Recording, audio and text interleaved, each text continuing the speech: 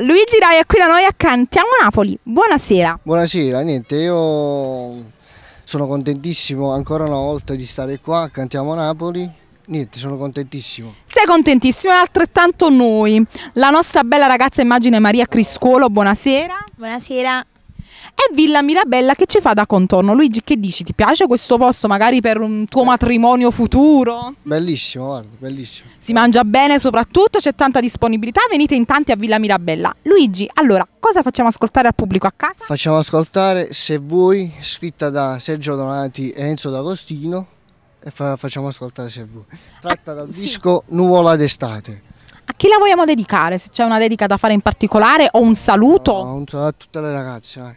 A tutte le sue fan, a tutte le ragazze e al pubblico di Cantiamo Napoli noi diciamo Cantiamo Napoli!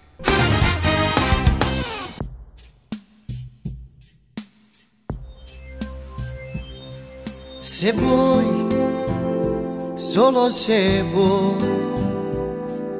io resto ad aspettare quando vorrai, solo se vuoi.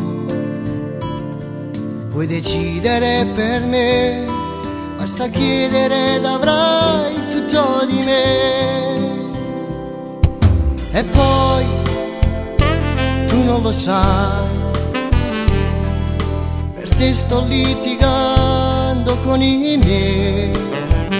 Sono nei guai, ma non te lo dico mai, per non perdere il tuo amore prima o poi.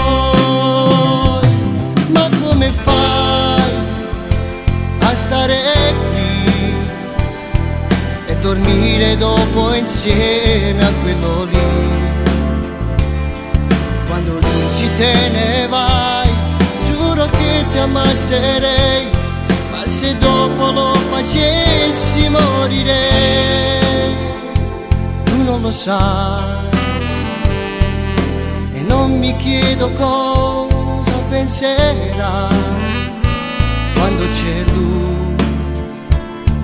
È il momento che vorrei maledirti e non averti amato mai.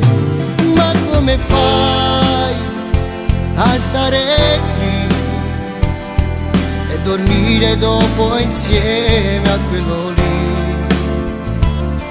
Quando dici te ne vai, giuro che ti ammazzerei, ma se dopo lo facessi morirei.